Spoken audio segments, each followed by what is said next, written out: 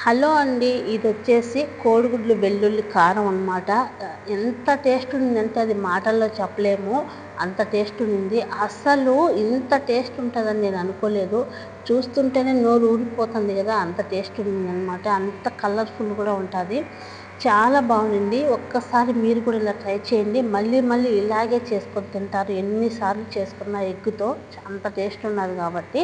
అలాగే అది ఎలా చేయాలో చూపిస్తాను, వచ్చేయండి. ఏం లేదు, ఒక స్పూన్ జీలకర్ర, సరిపోయినంత సాల్టు, కారం వేసుకొని, అలాగే 5, 6 వెల్లుల్లిపాయలు కూడా వేసుకొని ఉచ్చా మిక్సీలో కొట్టి పక్కన పెట్టుకోవాలి. ఆ తర్వాత గుడ్లు వచ్చేసి మంచిగా ఉడకబెట్టుకొని కట్ చేసుకొని పక్కన పెట్టుకున్నాము. అలాగే ఒక బాణట్లు పెట్టుకొని సరిపోయినంత ఆయిల్ వేసుకొని కొంచెం జీలకర్ర వేసుకొని గుడ్లు కూడా వేసేసి, ఆ తర్వాత కరివేపాకు, పసుపు, సాల్ట్ కూడా వేసుకొని గుడ్లు మంచిగా బంగారు కలర్‌లోకి మారిన దాకా వేయించుకొని, ఆ తర్వాత ఏదైతే కారం ఉందో మనం మిక్సీలో కొట్టుకునింది అది కూడా వేసేసి ఒక సన్న మంట పెట్టేసి ఒక 5 నిమిషాలు వదిలేసామంటే చాలా మంచిగా ఉడుకుతుందనమాట. పచ్చివాసన పోయి లాస్ట్‌లో కొత్తిమీర వేసి దింపేసుకోవడమే.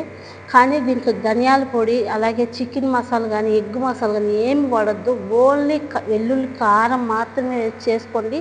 చాలా బాగుంటుంది. వీడియో ఎలా అనిపించిందో లైక్ చేయండి. అలాగే మన ఛానల్